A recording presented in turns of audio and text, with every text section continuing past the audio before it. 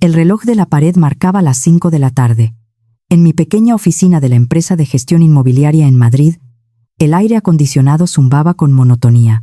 Mi objetivo era cerrar la auditoría trimestral de contratos de arrendamiento antes de salir corriendo a recoger a mi hija Clara, que tenía 12 años. Mis dedos volaban sobre el teclado, cruzando bases de datos. DG Paint. El sistema informático interno arrojó una alerta roja de discrepancia fiscal en una de las propiedades de alto valor que gestionábamos. Con la precisión metódica que me caracterizaba, abrí el portal del registro de la propiedad. Descubrí que se había aprobado una hipoteca masiva utilizando documentación altamente irregular. Rastré el número de identificación fiscal asociado a la cuenta receptora del préstamo. La pantalla cargó los datos. La dirección física de esa supuesta sociedad de inversión coincidía exactamente con la nueva y ostentosa mansión de mi hermana Natalia, ubicada en el exclusivo barrio de Puerta de Hierro. Mi teléfono móvil vibró sobre la mesa de cristal. Era un mensaje de mi madre, doña Carmen. Me exigía que comprara salmón ahumado noruego y vino caro de camino a la fiesta de inauguración de la casa de Natalia. Abrí la aplicación de mi banco en el teléfono. Ayer mismo había transferido 1.200 euros a la cuenta de mis padres en concepto de alquiler por el minúsculo piso en el que Clara y yo vivíamos. El síndrome del escudo pasivo, mi mecanismo de supervivencia de toda la vida, se activó al instante. Suspiré profundamente, cerré la base de datos de la hipoteca y apagué el monitor. En el trabajo era una analista de datos implacable. En mi propia familia era un simple cajero automático que justificaba los abusos para evitar conflictos. Recogí mi abrigo y acepté la orden sin rechistar. Cargada con pesadas bolsas de supermercado de lujo, entré en la inmensa casa de mi hermana. Clara caminaba a mi lado, aferrada a mi mano. Mi único objetivo era dejar la comida en la cocina y mantenerme completamente al margen de la celebración. El salón principal era deslumbrante, iluminado con lámparas de diseño contemporáneo, y la enorme mesa del comedor estaba cubierta de aperitivos gourmet. Natalia, que tenía 36 años y llevaba una década sin trabajar, estaba rodeada de invitados elegantes. Vestía ropa de alta costura y se paseaba por la sala autodenominándose inversora inmobiliaria ante quien quisiera escucharla. Intenté pasar desapercibida caminando por el borde de la sala, pero doña Carmen me interceptó en el pasillo. Me agarró del brazo con una fuerza sorprendente que desentonaba con su frágil apariencia. Con una sonrisa falsa y brillante pegada en el rostro para que los invitados no sospecharan, se acercó a mi oído. «Deja esas bolsas en la cocina de una vez», me susurró mi madre con desprecio. «Y asegúrate de que Clara no moleste a los invitados con esa ropa barata que lleva puesta. Estamos dando una imagen de prestigio». Miré a mi hija. Clara llevaba un vestido azul marino que yo misma le había cosido a mano. Era impecable, limpio, pero evidentemente modesto.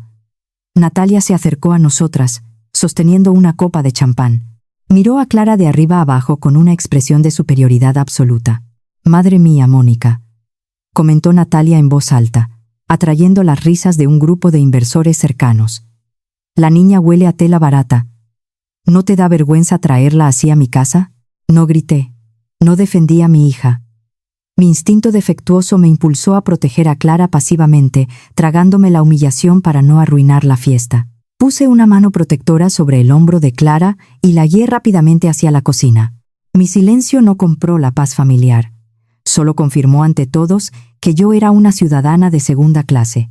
El ruido del salón quedaba amortiguado en la amplia cocina de mármol.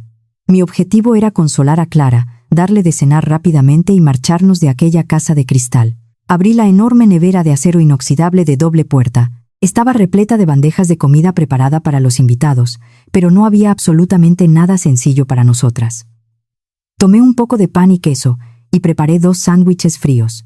Nos sentamos en unos taburetes altos en la esquina más alejada de la cocina. A través de la puerta entreabierta, escuchaba las risas fuertes y las conversaciones pretenciosas. Gerardo, el marido de Natalia, estaba en el centro del salón, alardeando en voz alta sobre sus supuestas inversiones en mercados emergentes. Natalia lo miraba asintiendo con una adoración completamente fingida. Yo sabía perfectamente que Gerardo llevaba 5 años desempleado y no generaba ni un solo euro de ingresos reales. Sabía que el estilo de vida opulento de mi hermana estaba siendo financiado por movimientos financieros oscuros que yo aún no comprendía del todo, y por los 1.200 euros que yo pagaba religiosamente a mis padres cada mes. Esa renta desorbitada por un piso viejo era mi tributo para mantener la farsa familiar. Clara comía su sándwich en silencio, mirando la tela de su vestido azul con una tristeza profunda en los ojos. Al verla así, algo se rompió dentro de mí. Me di cuenta de que mi paciencia infinita y mi escudo pasivo no la estaban protegiendo en absoluto. Le estaban enseñando a ser una víctima dócil. Decidí en ese mismo instante que, a primera hora de la mañana, empezaría a investigar a fondo la anomalía fiscal que había encontrado en el sistema inmobiliario de mi empresa. Estaba limpiando las migas del mostrador de mármol, lista para irme a casa con Clara. Mi objetivo era salir por la puerta trasera sin tener que despedirme de nadie. De repente, la puerta de la cocina se abrió de golpe. Don Arturo, mi padre, entró con paso firme. No venía a darme las gracias por la compra ni a despedirse de su nieta. Llevaba un documento impreso en la mano y una expresión de severidad absoluta en el rostro. «Mónica, escucha atentamente», dijo don Arturo, entregándome el papel. «Debido a los altos costes de mantenimiento de las propiedades familiares, a partir del mes que viene, vamos a subirte el alquiler de tu piso a 1.800 euros mensuales». El pánico se apoderó de mi pecho. 1.800 euros era más de la mitad de mi sueldo. Ese aumento injustificado me dejaría en la ruina total, incapaz de pagar la comida o los gastos escolares de Clara. «Papá, eso es imposible», protesté, sintiendo cómo me temblaban las manos. «¿Sabes lo que gano? Natalia vive en esta mansión sin pagar absolutamente nada. ¿Por qué tengo que asumir yo este coste?» Don Arturo golpeó la encimera de mármol con el puño cerrado, asustando a Clara. «Natalia y Gerardo son el futuro de esta familia», sentenció mi padre con desprecio. «Tú eres una simple empleada administrativa. Tienes el deber moral de apoyarlos. Si no pagas la nueva cuota, cogeré tus cosas y os echaré a la calle a ti y a la niña. Es mi propiedad». Miré el documento que me había entregado. Era un contrato de arrendamiento modificado, listo para mi firma. Me habían acorralado financieramente sin previo aviso. Me estaban tratando como a un cajero automático que simplemente estorbaba en el brillante negocio de mi hermana.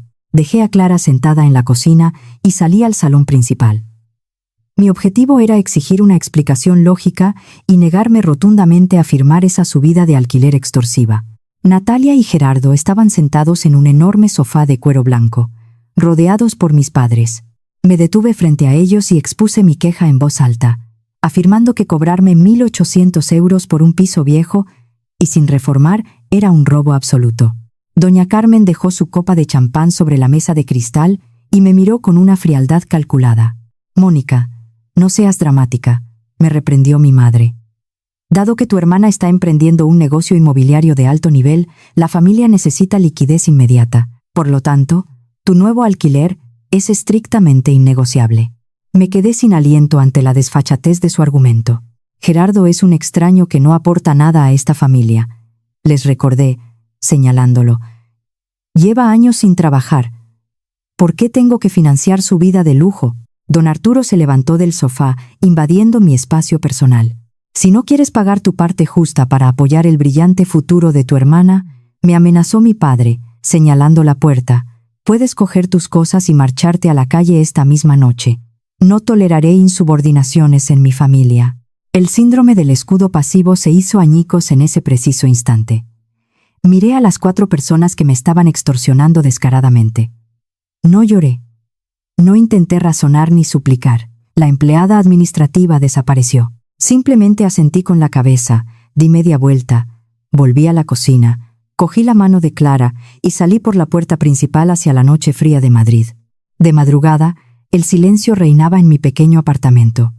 Clara dormía profundamente en la habitación contigua. Yo estaba sentada en la mesa del salón, iluminada por la pantalla de mi ordenador portátil corporativo. Necesitaba entender exactamente cómo Natalia había financiado una mansión de casi 1 millón de euros sin tener ingresos demostrables, antes de tomar una decisión drástica sobre mi futuro. Me conecté a la red privada virtual de mi empresa de gestión inmobiliaria, introduciendo mis credenciales de analista de datos. Accedí a la base de datos de auditoría de hipotecas de alto riesgo. Introduje la dirección exacta de la mansión en Puerta de Hierro. El sistema procesó la solicitud y arrojó un expediente documental completo. Abrí el archivo principal que contenía la concesión del préstamo hipotecario, valorado exactamente en 800.000 euros. Comencé a leer los detalles financieros adjuntos con ojo clínico. Para obtener esa hipoteca masiva, Natalia había declarado ingresos ficticios provenientes de una empresa fantasma a nombre de Gerardo. Sin embargo, el banco requería una garantía sólida. Desplacé la pantalla hacia la sección de avalista principal. Mi corazón se detuvo. Allí estaba mi nombre completo, mi número de la Seguridad Social y los datos exactos de mi nómina corporativa. En la parte inferior del documento figuraba una firma digital falsificada que me hacía responsable solidaria de la totalidad de la deuda. Me quedé helada frente a la pantalla. Natalia y mis padres no solo me estaban cobrando un alquiler abusivo, habían robado mi identidad fiscal.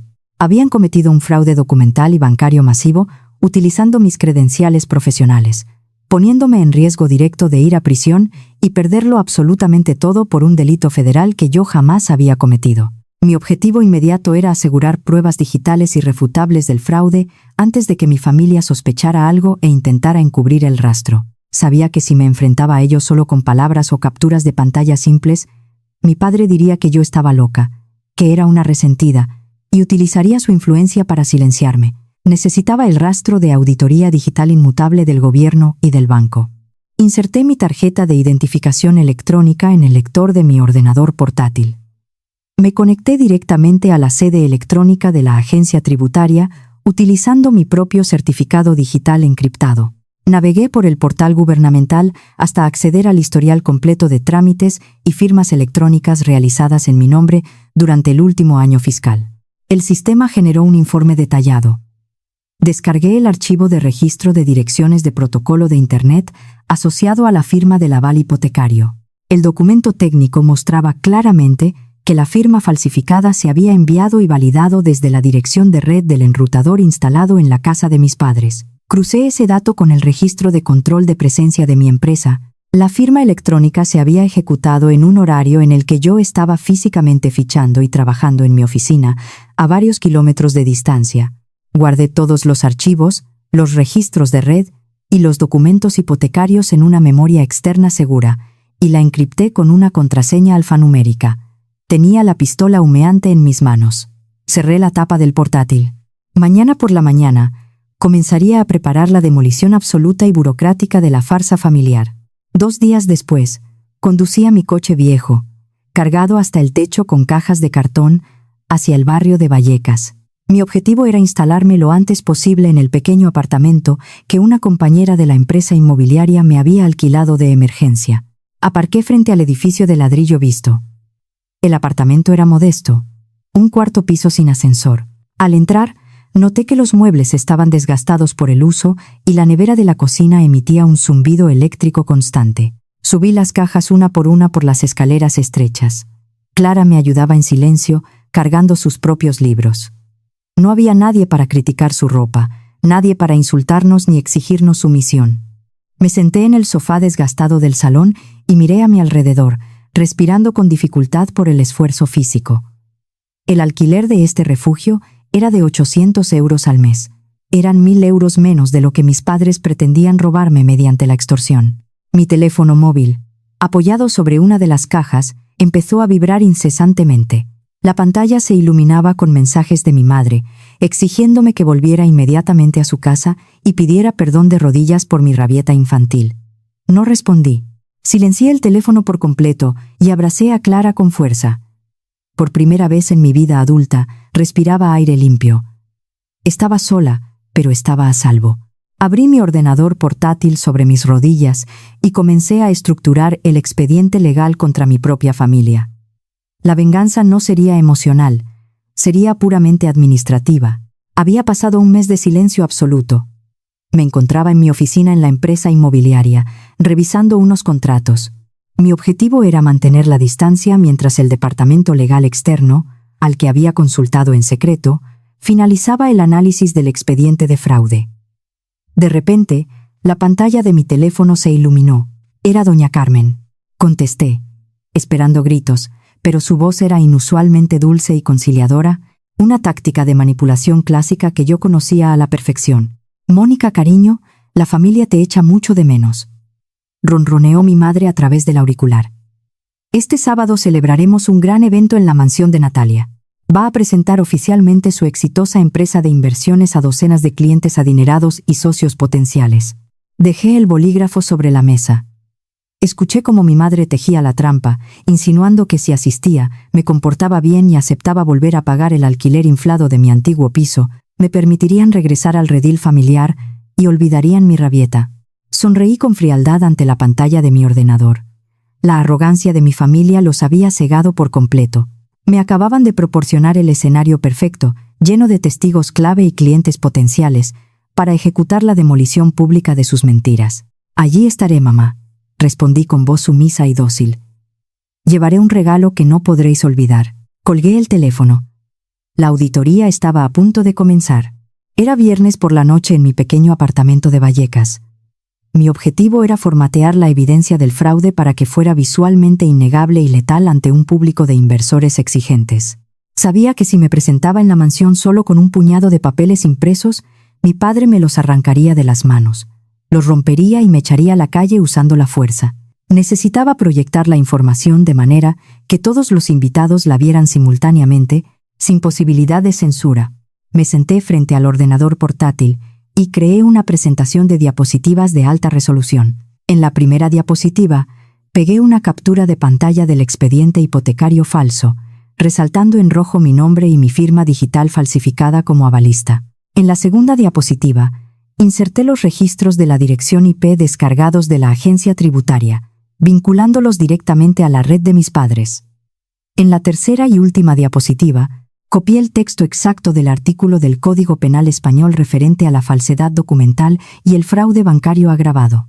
Guardé la presentación final en una memoria USB encriptada. A continuación, configuré mi teléfono móvil personal para que actuara como un control remoto inalámbrico. Esto me permitiría avanzar las diapositivas a distancia, sin tener que acercarme físicamente al ordenador o al proyector que Natalia había alquilado para su evento. Guardé el USB en mi bolso y me miré en el espejo del pasillo. Ya no era el escudo pasivo de mi familia.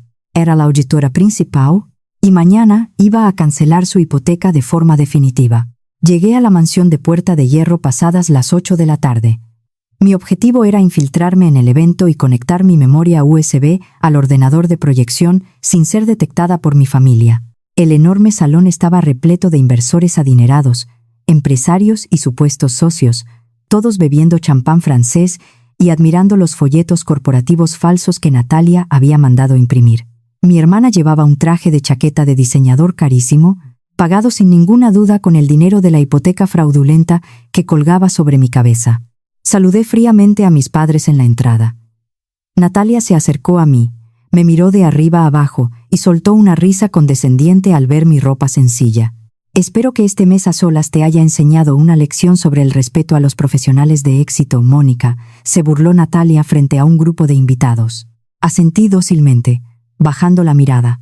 Mientras Natalia se giraba para seguir presumiendo, me deslicé silenciosamente hacia el atril de presentaciones situado en un extremo del salón, aprovechando que todos estaban distraídos con las bandejas de catering. Conecté el USB en el puerto trasero del ordenador portátil que controlaba el proyector. Sincronicé mi teléfono móvil. La conexión inalámbrica era estable. Me retiré hacia el fondo del salón, fundiéndome con las sombras, esperando el momento de máxima atención.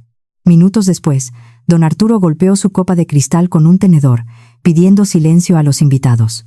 Era la hora de la presentación oficial. El escenario estaba listo para la ejecución. Mi objetivo era secuestrar la narrativa del evento frente a todos los clientes potenciales, destruyendo la credibilidad de mi familia de un solo golpe. Natalia se situó detrás del atril, pronunció un discurso pomposo y ensayado sobre su brillante estrategia de inversión inmobiliaria, elogiando su supuesta capacidad para conseguir fondos millonarios de la nada y celebrando la exitosa visión empresarial de Gerardo. Los inversores la escuchaban con atención, asintiendo ante las cifras infladas. Antes de que los invitados pudieran empezar a aplaudir, levanté la voz. Clara, fría y resonante, mi voz cortó el silencio del lujoso salón. Es una estrategia financiera verdaderamente fascinante, Natalia, dije, caminando lentamente desde el fondo de la sala hacia el centro, abriéndome paso entre los invitados, especialmente considerando que la aplicas robando mi identidad fiscal. Los invitados jadearon al unísono. Doña Carmen palideció al instante y me gritó desde la primera fila que me callara, acusándome de ser una resentida que solo quería arruinar el negocio familiar por envidia. Gerardo dio un paso adelante de forma amenazante, ordenándome que saliera de la casa inmediatamente o llamaría a la policía. No retrocedí. Saqué mi teléfono móvil del bolsillo del pantalón y lo levanté para que todos lo vieran. Les dije a los inversores presentes que no tenían que creer en mi palabra, que solo tenían que mirar la pantalla gigante detrás de Natalia. Presioné el botón de ejecución en mi pantalla táctil. Mi objetivo era mostrar pruebas irrefutables que destruyeran la fachada de mi familia de forma instantánea. Al ver que la pantalla del proyector parpadeaba, don Arturo corrió hacia el atril e intentó desconectar el cable de vídeo, pero yo había bloqueado los controles físicos mediante el software del USB. La pantalla gigante se iluminó a sus espaldas. Aparecieron los expedientes oficiales de la hipoteca. Señalé con el dedo la sección de firmas proyectada en la pared. Expliqué en voz alta, dirigiéndome a los inversores, que Natalia no tenía ingresos reales. Detallé cómo habían utilizado mi nómina corporativa y falsificado mi firma digital para avalar ilegalmente un préstamo de 800.000 euros. Avancé a la siguiente diapositiva. Mostré los registros oficiales de la Dirección de Protocolo de Internet de la agencia tributaria. Los números coincidían exactamente con el enrutador de la casa de mis padres, demostrando que el fraude se había originado en su propio salón. Los invitados, muchos de ellos abogados y empresarios experimentados, entendieron inmediatamente la gravedad extrema del delito. Estaban presenciando un fraude bancario documentado en tiempo real. Natalia empezó a llorar histéricamente, gritando que yo había manipulado los datos informáticos por envidia. Gerardo retrocedió lentamente, alejándose de su esposa, dándose cuenta de que estaba a punto de verse implicado en un delito penal federal frente a docenas de testigos clave. Mi objetivo final era obligar a mi familia a asumir la totalidad de la deuda y las consecuencias legales de sus actos. Doña Carmen, al borde del colapso nervioso, suplicaba a los inversores que no me escucharan, intentando desesperadamente salvar su reputación social. Pero la sala estaba sumida en un silencio sepulcral, roto solo por los sollozos de Natalia. Avancé a la última diapositiva. El texto del Código Penal español apareció en la pantalla en letras enormes. Leí en voz alta las penas de prisión estipuladas para los delitos de falsedad documental y fraude bancario agravado. Me volví hacia Natalia, Gerardo y mis padres, mirándolos con una frialdad absoluta que los paralizó.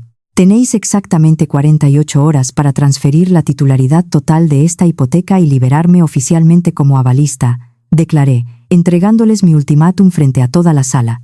Si no recibo el documento notarial oficial validando la transferencia el lunes por la mañana, yo misma entregaré este expediente completo a la policía y al departamento de fraudes del banco. Los inversores adinerados, aterrorizados por la perspectiva de verse envueltos en una investigación policial por fraude financiero, empezaron a recoger sus abrigos apresuradamente y huyeron de la casa en estampida.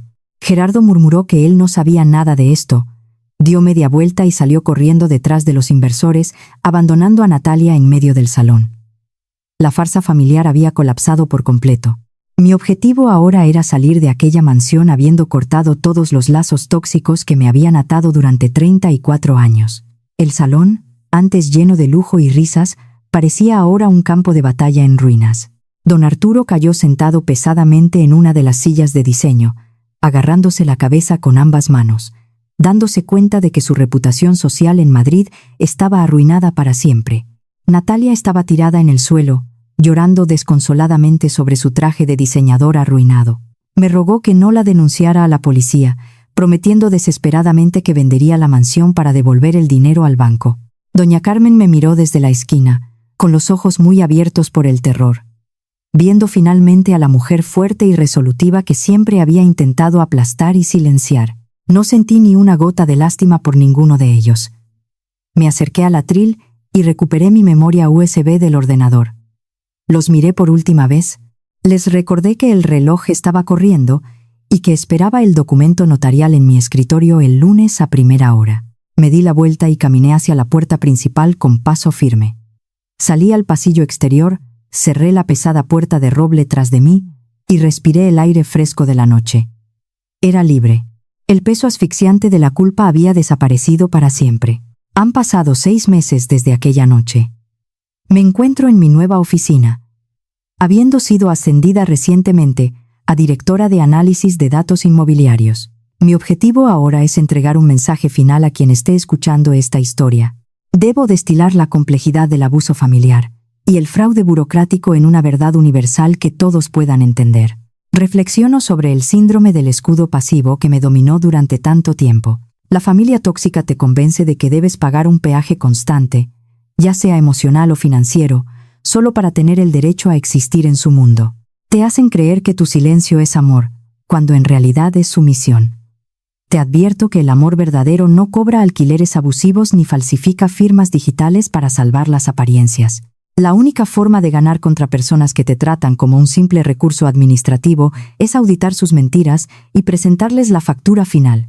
Natalia perdió la mansión por ejecución hipotecaria al no poder asumir la deuda sola, y yo nunca volví a hablar con ninguno de ellos. Y ahora te pregunto, ¿alguna vez tu familia te hizo sentir que tu único valor era lo que podías pagar o soportar en silencio por ellos? ¿Cómo lograste cortar esa línea de crédito emocional? Cuéntamelo en la sección de comentarios. Protege tus datos, protege tu dignidad, y nos vemos en la próxima historia.